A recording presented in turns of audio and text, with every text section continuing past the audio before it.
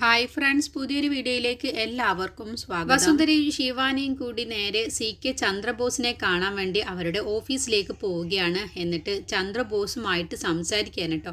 അങ്ങനെ ചന്ദ്രബോസ് ആദ്യം വസുന്ധരയെ കാണുന്ന സമയത്ത് നിങ്ങൾ എന്നോട് ഈ ടെൻഡറിൽ നിന്നും ഒഴിവാവാൻ വേണ്ടിയിട്ടാണോ അപേക്ഷിക്കാൻ വന്നതാണോ എന്ന് ചോദിക്കുമ്പോൾ ഞാൻ അതിനല്ല വന്നത്. ഞാൻ വന്നത് ഗൗതമിന് ഒരിക്കലും ജപ്പാനിൻ്റെ ഈ ടെൻഡർ കിട്ടരുത്, അത് ലഭിക്കരുത് എന്ന് പറയാൻ വേണ്ടി, നിങ്ങൾ തന്നെ ഇതിൽ വിജയിക്കണം എന്ന് പറയുമ്പോൾ CK ചന്ദ്രബോസ് ആകെ ഞെട്ടിപ്പോവുകയാണ് കേട്ടോ. എന്താ നിങ്ങൾ ഇങ്ങനെ പറയുന്നത്? നിങ്ങളുടെ മകൻ എവിടെയും തോൽക്കരുത് എന്ന് പറഞ്ഞു നടക്കുന്ന ആളാണല്ലോ, ഇപ്പം എന്താ ഇങ്ങനെ തിരുത്തി പറയുന്നത് എന്ന് ചോദിക്കുമ്പോൾ അതിനൊരു കാരണമുണ്ട്. ഇപ്പോൾ ഗൗതം ജയിച്ചു കഴിഞ്ഞാൽ അത് നിധിയുടെ വിജയമാണ് ഉണ്ടാവുക, നിധി ഒരിക്കലും ജയിക്കാൻ പാടില്ല എന്ന് പറയുമ്പോൾ ചന്ദ്രബോസ് പറയുകയാണ്, ഒരു പഴമക്കാർ പറയുന്ന ഒരു ചൊല്ലുണ്ട്, എൻ്റെ മകൻ മരിച്ചാലും കുഴപ്പമില്ല, മരുമകളുടെ താലി അറക്കണം എന്ന് പറയും, അതുപോലെയാണല്ലോ മാഡം ഇപ്പോൾ പറയുന്നത് എന്ന് പറയട്ടോ. അപ്പോൾ വസുന്ധര പറയും, അതൊക്കെ നിങ്ങൾ പറയുന്നത് ശരി തന്നെയാണ്, ഗൗതം ഇതുവരെയും എവിടെയും തോറ്റിട്ടില്ല, തോൽക്കാൻ ഞാൻ സമ്മതിക്കുകയുമില്ല, പക്ഷേ ഇത്തവണ ഗൗതം തോറ്റേ മതിയാവും. ഗൗതമിൻ്റെ വിജയം അത് നിധിയെയാണ് ബാധിക്കുക, നിധി ഒരിക്കലും ജയിക്കാൻ പാടില്ല എന്ന് പറയുമ്പോൾ ചന്ദ്രബോസ് പറയും, നിധി നല്ലൊരു പെൺകുട്ടിയാണ്, പക്ഷേ ഇക്കാര്യത്തിൽ എനിക്ക് എന്താ ജയിച്ചേ മതിയാവൂ, ജപ്പാൻ ടെൻഡർ എനിക്ക് തന്നെ കിട്ടണം, അതിന് ഗൗതം എത്രയാണ് ബഡ്ജറ്റ് ഇട്ടിരിക്കുന്നത് എന്നുള്ളത് അറിയില്ലല്ലോ എന്ന് പറയുമ്പോൾ അതൊക്കെ ഞാൻ നിങ്ങൾക്ക് എത്തിച്ചു തരാം, അതിനൊരു വഴിയുമുണ്ട് എന്ന് പറയുമ്പോൾ എന്താണ് നിങ്ങൾ ഉദ്ദേശിക്കുന്നത് എന്ന് ചോദിക്കാണ്ട് അങ്ങനെ വസുന്ധര കാര്യങ്ങൾ പറഞ്ഞു കൊടുക്കുകയാണ്. ഇത് നിഖിലിൻ്റെ ഫോൺ നമ്പറാണ്, നിങ്ങൾ നിഖിലിന് ഫോൺ വിളിക്കണം, എന്നിട്ട് ഞാൻ പറയുന്നത് പോലെ നിങ്ങൾ പറഞ്ഞാൽ മതി. നിധിയുടെ അനിയന് BBA എടുക്കണമെന്നും പറഞ്ഞ് നിധിയുമായിട്ട് ചെറിയൊരു വഴക്കിലാണ്. അപ്പോൾ 5 ലക്ഷം രൂപയാണ് അതിനെ പഠിക്കാൻ വേണ്ടിയിട്ട് വേണ്ടത്, അത് നിധിക്ക് കൊടുക്കാൻ ഇപ്പോൾ കഴിയില്ല, അപ്പോൾ അതിൻ്റെ പേരിലാണ് നിഖിൽ ഇപ്പോൾ പിണങ്ങിയിട്ടുള്ളത്, അപ്പോൾ നിധി പറഞ്ഞിട്ടാണ് ഞാൻ വിളിക്കുന്നത് എന്ന് പറഞ്ഞാൽ മതി നിങ്ങൾ എന്ന് പറയാട്ടോ. അങ്ങനെ നിഖിലിൻ്റെ നമ്പർ വസുന്ധര കൊടുക്കുകയാണ്. അങ്ങനെ ചന്ദ്രബോസ് ഫോൺ വിളിക്കാട്ടോ. അപ്പോൾ നിഖിൽ മറ്റൊരാളുമായിട്ട് പൈസ ശരിയാക്കാൻ വേണ്ടി പോയിക്കൊണ്ടിരിക്കുകയാവും. ആ സമയത്താണ് ഫോൺ വരുന്നത്. എന്നിട്ട് നിഖിൽ ഫോൺ എടുക്കുകയാണ്. ചന്ദ്രബോസ് ആണെന്ന് അറിയാതെയാണ് കേട്ടോ എടുക്കുന്നത്. എന്നിട്ട് ചന്ദ്രബോസ് പരിചയപ്പെടുത്തുകയാണ്. ആ സമയത്ത് നിഖിലിന് ചന്ദ്രബോസ് ആണെന്ന് കേൾക്കുമ്പോൾ പെട്ടെന്ന് ഞെട്ടിപ്പോവുകയാണ് കേട്ടോ. ഇന്ന് അത്ഭുതത്തോടു കൂടി സംസാരിക്കുകയാണ്. ഇത്രയും വലിയൊരു മനുഷ്യൻ എന്ത് നമ്പറിലേക്ക് വിളിക്കുന്നു എന്നൊക്കെ പറഞ്ഞിട്ടാണ് കേട്ടോ സംസാരിക്കുന്നത്. എന്തിനാണ് സാറ് വിളിച്ചത് എന്നൊക്കെ ചോദിക്കുമ്പോൾ നിന്റെ ചേച്ചി പറഞ്ഞിട്ടാണ് ഞാനിപ്പോൾ വിളിക്കുന്നത്, എൻ്റെ ചേച്ചി പറഞ്ഞിട്ടോ എന്ന് ചോദിക്കുമ്പോൾ അതെ, നീ BBA പഠിക്കണമെന്ന് പറഞ്ഞില്ലേ, അതിന് വേണ്ടി പൈസയ്ക്ക് വേണ്ടി നീ ബുദ്ധിമുട്ടുകയാണെന്ന് നിധി എന്നോട് പറഞ്ഞു എന്ന് പറയുമ്പോൾ സാറാണ് എൻ്റെ ചേച്ചിയെ പഠിപ്പിച്ച് ഈ നിലയിൽ എത്തിച്ചത്, അതുപോലെ എന്നെയും പഠിപ്പിക്കാൻ സാറിനുള്ള മനസ്സ്, അത് എത്ര നന്ദി പറഞ്ഞാലും മതിയാവില്ല എന്ന് പറയുമ്പോൾ നീ അങ്ങനെയൊന്നും സംസാരിക്കണ്ട, ഞാൻ പറഞ്ഞതുപോലെ നീ ചെയ്താൽ മതി, അതിനുവേണ്ടി നീ ആദ്യം എൻ്റെ ഓഫീസിലേക്കൊന്ന് വരണം എന്ന് പറയാണ്. അങ്ങനെ ഞാൻ നിന്നെ ഫോൺ ചെയ്ത കാര്യം ഇപ്പോൾ തൽക്കാലം വീട്ടിലുള്ളവരോടോ നിധിയോടോ ഒന്നും പറയണ്ട, ഇവിടെ വന്ന ശേഷം ഞാൻ പറയുന്ന സമയത്ത് നീ പറഞ്ഞാൽ മതി എന്നൊക്കെ പറയാണ് കേട്ടോ. അങ്ങനെ നിഖിൽ ഇതൊന്നും അറിയാതെ ചന്ദ്രബോസിൻ്റെ ഓഫീസിലേക്ക് പോവുകയാണ്. അപ്പോഴത്തേക്കും വസുന്ധരയും ശിവാനിയും അവിടെ നിന്നും പോയിട്ടുണ്ടാവും കേട്ടോ. എന്നിട്ട് വാട്സപ്പിലേക്ക് ഗൗതം ഉണ്ടാക്കിയ ടെൻഡറിൻ്റെ ഫോട്ടോ അയച്ചു തരാമെന്ന് പറഞ്ഞിട്ടാണ് അവരവിടെ നിന്നും പോകുന്നത്. ശിവാനിയുടെ ഫോൺ നമ്പർ കൊടുക്കുകയാണ് ചന്ദ്രബോസിന്. എന്നിട്ട് നിധി എന്ന് സേവ് ചെയ്യാൻ പറയുകയാണ് കേട്ടോ. അപ്പോൾ അതുപോലെ ചെയ്യുകയാണ്. എന്നിട്ട് നിഖിൽ അവിടേക്ക് വരികയാണ് കേട്ടോ. എന്നിട്ട് നിഖിലിനോട് പറയുന്നുണ്ട്, നീ പഠിക്കാൻ ഉദ്ദേശിച്ച ആ ഇൻസ്റ്റിറ്റ്യൂട്ടിൽ തന്നെ നമുക്ക് പഠിക്കാം, നീ പൈസയുടെ കാര്യത്തിന് വേണ്ടി ബുദ്ധിമുട്ടണ്ട, നിന്നെ ഞാൻ പഠിപ്പിച്ച് ഉയരങ്ങളിൽ എത്തിക്കുക തന്നെ ചെയ്യുമെന്ന് പറയണം. അതൊക്കെ കേൾക്കുമ്പോൾ നിഖിൽ ഒരുപാട് സന്തോഷിക്കുകയാണ്. എന്നിട്ട് ചന്ദ്രബോസും നിഖിലും കൂടി ആ സ്ഥാപനത്തിലേക്ക് പോവുകയാണ്. എന്നിട്ട് നിഖിലിനെ അവിടെ ചേർത്തുകയാണ് കേട്ടോ. അപ്പോൾ അവിടെയുള്ള ആള് ചന്ദ്രബോസിനെ കാണുന്ന സമയത്ത് ഒരുപാട് ബഹുമാനത്തോട് കൂടിയിട്ടാണ് സംസാരിക്കുന്നതൊക്കെ. ഇത്രയും വലിയൊരു മനുഷ്യൻ ഇവിടേക്ക് വന്നല്ലോ, നിങ്ങൾ ഒരുപാട് സഹായങ്ങളൊക്കെ ചെയ്തു കൊടുക്കുന്ന ആളാണെന്ന് ഞങ്ങൾക്കറിയാം എന്നൊക്കെ പറഞ്ഞുള്ള ആ ഒരു ബഹുമാനമാണ് കൊടുക്കുന്നത്. അതൊക്കെ കാണുമ്പോൾ നിഖിലിനും ഒരുപാട് ബഹുമാനം തോന്നുകയാണ് കേട്ടോ. എന്നിട്ട് നിഖിൽ പറയാണ്, എൻ്റെ കുടുംബത്തിനോട് നിങ്ങൾ ഒരുപാട് സഹായങ്ങളാണ് നിങ്ങൾ ചെയ്തു തരുന്നത്, ഈ നന്ദിയൊന്നും ഒരിക്കലും തീർത്താൽ തീരില്ല, എൻ്റെ ചേച്ചിയെ പഠിപ്പിച്ചു, അത് കഴിഞ്ഞ് എന്നെയും ഇപ്പോൾ പഠിപ്പിക്കാൻ നിങ്ങൾ സഹായിക്കുന്നു, ഇതിനൊക്കെയുള്ള കടപ്പാട് ഈ മരണം വരെയും തീർത്താൽ തീരില്ല എന്നൊക്കെ പറയുമ്പോൾ നീ ഇങ്ങനെ വലിയ വർത്തമാനമൊന്നും പറയേണ്ട, നീ ഇപ്പോൾ ജോലി കിട്ടിക്കഴിഞ്ഞാൽ, നീ നല്ലൊരു നിലയിൽ എത്തിക്കഴിഞ്ഞാൽ നീ എനിക്ക് ചെയ്തു തരേണ്ട ഉപകാരം എന്താണെന്നോ എന്ന് പറയും. പറയുമ്പോൾ എന്താണ് സാറിന് ഞാൻ ചെയ്തു തരേണ്ടത്? എന്നെ സാർ പഠിപ്പിക്കാൻ തന്ന ആ പൈസയെല്ലാം ഞാൻ തിരികെ തന്നോളാം എന്ന് പറയുമ്പോൾ അതൊന്നും വേണ്ട. നീ ഇതുപോലെ നല്ലൊരു നിലയിലെത്തിയാൽ നിന്നെപ്പോലെ പഠിക്കാൻ കഴിവില്ലാത്ത ഒരുപാട് പേരുണ്ടാവും.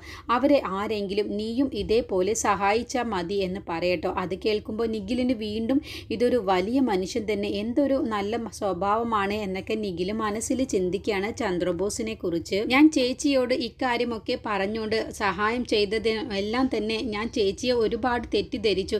ചേച്ചിക്ക് ഞാൻ പഠിക്കുന്നത് ഇഷ്ടമില്ല എന്ന് വരെ ഞാൻ കരുതിപ്പോയി. പക്ഷേ ഇങ്ങനെ ഒരു സഹായം ചേച്ചി എനിക്ക് സർപ്രൈസായിട്ട് ഒരുക്കി തരുമെന്ന് ഞാൻ ഒരിക്കലും പ്രതീക്ഷിച്ചില്ല എന്നൊക്കെ നിഖിൽ ചന്ദ്രബോസിനോട് പറയുകയാണ് കേട്ടോ. അപ്പോൾ ചന്ദ്രബോസ് പറയണേ, ഞാനിപ്പോൾ ഇതൊക്കെ ചെയ്തു തന്നു എന്നുള്ളത് നിധിക്ക് അറിയാം, പക്ഷേ നിധിയുടെ വീട്ടുകാർക്ക് ഇപ്പോൾ അറിയില്ലല്ലോ. നിധിയുടെ വീട്ടുകാരും ഞാനും തമ്മിൽ ചെറിയൊരു പ്രശ്നത്തിലാണെന്ന് നിനക്കറിയാവുന്നതല്ലേ. അതുകൊണ്ട് നിധിയുടെ ജീവിതത്തിന് അത് പ്രശ്നമായി മാറും. അതുകൊണ്ട് ഇക്കാര്യം നീ ആരോടും പറയരുത്, നിൻ്റെ അമ്മയോട് പോലും പറയരുത്. എന്തിന് നിധിയെ പോലും ഇപ്പം അറിയിക്കേണ്ട. ഞാൻ പറയുന്ന സമയത്ത് നിധിയെ അറിയിച്ചാൽ മതി എന്ന് പറയട്ടോ. ആ സമയത്താണ് ശിവാനിയും വസുന്ധരയും കൂടിയിട്ട് ചന്ദ്രബോസിൻ്റെ ഫോണിലേക്ക് വിളിക്കുന്നത്.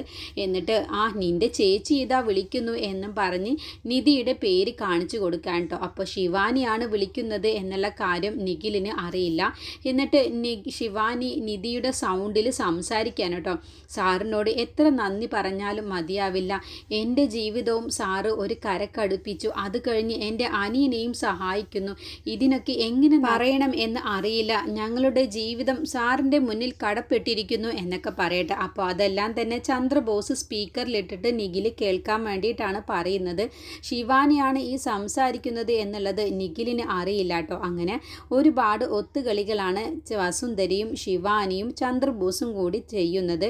ഫോൺ വെച്ച ശേഷം നിഖിൽ വീട്ടിലേക്ക് പോവാൻ ഒരുങ്ങുകയാണ് കേട്ടോ. അപ്പോഴും നിഖിൽ പറയുന്നുണ്ട്, ഞാൻ ഇനി നേരിട്ട് നിധി ചേച്ചിയെ കാണുമ്പോഴും ഇതിനെക്കുറിച്ച് സംസാരിക്കില്ല. അത് മുഖാന്തരം ഇനി ചേച്ചിക്ക് ഒരു പ്രശ്നം വരരുത് എന്ന് കരുതിയിട്ടാണ് എന്ന് പറയണേ. അങ്ങനെ പോകുന്ന സമയത്ത് നിനക്ക് കുറച്ച് ഡ്രസ്സ് എടുക്കാനും ബുക്കൊക്കെ വാങ്ങണ്ടേ, അതിനൊക്കെ കൂടിയിട്ട് കുറച്ചുകൂടി പൈസ തരാമെന്ന് പറയാണ് നിഖിലിനോട്. അപ്പോൾ അത് വേണ്ട സാർ എന്ന് പറയുമ്പോൾ അത് സാരമില്ല, നിനക്ക് പഠിക്കാൻ വേണ്ടിയിട്ടല്ലേ എന്നും പറഞ്ഞ് കുറച്ച് പൈസ കൂടി നിഖിലിൻ്റെ കയ്യിൽ വെച്ച് കൊടുക്കാൻ. അങ്ങനെ അതൊക്കെ വാങ്ങിയ ശേഷം നിഖിൽ സന്തോഷത്തോട് കൂടിയിട്ട് പോവുകയാണ്.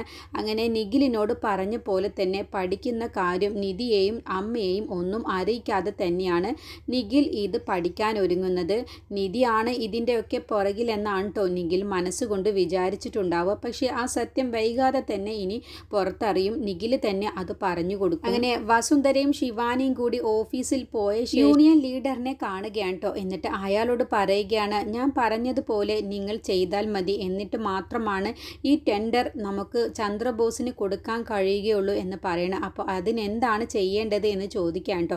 അങ്ങനെ വസുന്ധര പറഞ്ഞു കൊടുക്കുകയാണ്, ഗൗതമിൻ്റെ ക്യാബിനുള്ളിലെ AC ഒന്ന് കേടുവരുത്തണം, അത് ഷോർട്ട് സർക്യൂട്ട് ആണെന്നും തീ വരുന്നത് കാണണം, പക്ഷേ ഗൗതമിന് ഒന്നും പറ്റരുത്, ഗൗതം ഇല്ലാത്ത സമയം നോക്കിയിട്ട് വേണം നീ അങ്ങനെയൊക്കെ ചെയ്യാൻ എന്ന് പറയാണ്.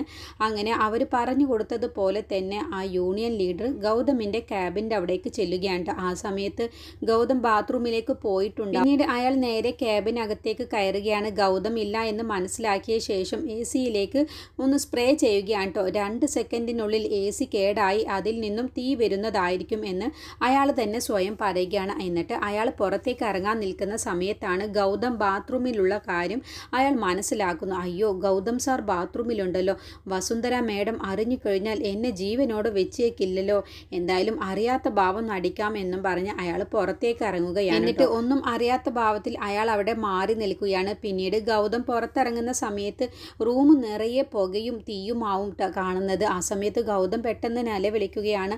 അപ്പോഴത്തേക്കും കമ്പനിയിൽ മൊത്തം ഷോർട്ട് സർക്യൂട്ട് ആവുകയാണ് കേട്ടോ. അപ്പോൾ എന്തായിരിക്കും ഇതിൻ്റെ പ്രശ്നം എന്നൊക്കെ ഇങ്ങനെ നിധി മനസ്സിൽ കരുതുന്നുണ്ട്. എന്ത് പെട്ടെന്ന് കറണ്ട് പോകുകയും വരികയും ചെയ്യുന്നുണ്ടല്ലോ, എന്താ സംഭവം എന്നൊക്കെ ഇങ്ങനെ നിധി മനസ്സിൽ. അപ്പോഴാണ് ഈ ബഹളമൊക്കെ കേൾക്കുന്നത്. അങ്ങനെ നിധി പെട്ടെന്ന് തന്നെ ഒന്നും ആലോചിക്കാതെ നേരെ ഗൗതമിൻ്റെ ഓഫീസിൻ്റെ അവിടേക്ക് ഓടുകയാണ്. ആ സമയത്ത് നിധി ബാഗും എടുക്കുന്നില്ല, ഫോണും അവിടെ തന്നെ വെക്കുകയാണ്. അങ്ങനെ വസുന്ധര പറഞ്ഞ പോലെ തന്നെ ശിവാനി നിധി പോയ ശേഷം നിധിയുടെ ക്യാബിനകത്തേക്ക് കയറിയ ശേഷം അവിടെ നിന്നും ആ ഷെൽഫിൽ നിന്നും ചാവി എടുത്ത് അതിലെ ടെൻഡർ അങ്ങ് എടുക്കുകയാണ് കേട്ടോ. എന്നിട്ട് ടെൻഡർ പൊട്ടിച്ച ശേഷം നിധിയുടെ ഫോണിൽ നിന്ന് തന്നെ ചന്ദ്രബോസിൻ്റെ നമ്പറിലേക്ക് വാട്സപ്പിൽ ഇതിൻ്റെ ഫോട്ടോസ് അയച്ചു കൊടുക്കുകയാണ്. എന്നതിൻ്റെ ശേഷം അത് ഡിലീറ്റ് ട്രീറ്റ് ചെയ്യുകയാണ് കേട്ടോ. അപ്പോൾ നിധി ഇതൊന്നും അറിയാനേ പോകുന്നില്ല ഇങ്ങനെ ചെയ്യുന്നത് കൊണ്ട് തന്നെ.